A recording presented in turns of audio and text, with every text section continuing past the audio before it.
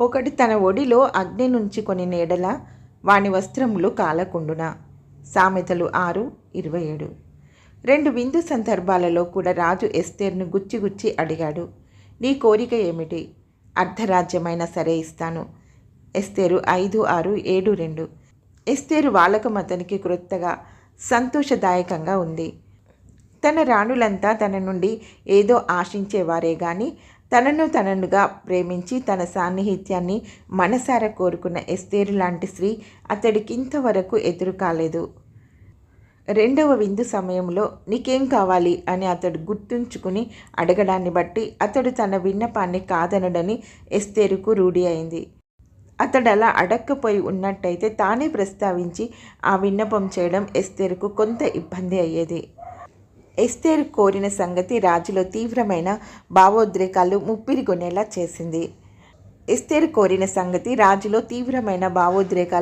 ముప్పిరిగొనేలా చేసింది. తనకిష్టమైన భార్య, ఆ దేశానికి పట్టపురాణి, తనకేదో రమ్యహార్యాన్ని కట్టించమని గాని చీనీ చిదంబరాలు తెప్పించమని గాని మరేదో కోరిక కోరలేదు. రాజా, మీ దృష్టికి నేను దయ పొందిన దాననైన ఎడల రాజువైన తమకు సమ్మతి అయితే నా విజ్ఞాపనను బట్టి నా ప్రాణమును, నా మనవిని బట్టి నా జనులను నాకు అనుగ్రహింపబడునుగాక.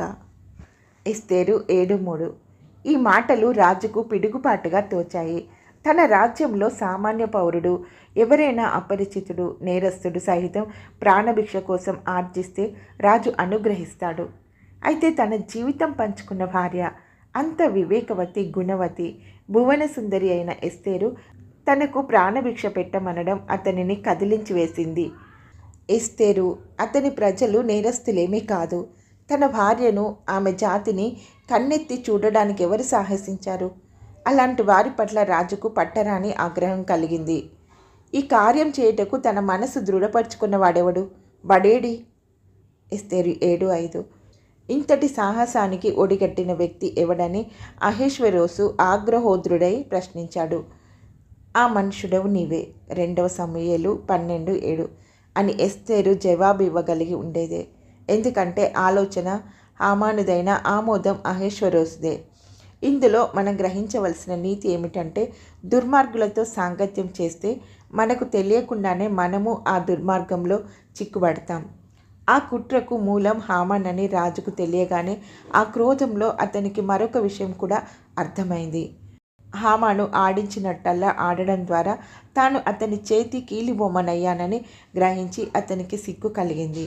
హామాను పట్ల తాను చూపించిన అనుగ్రహాన్ని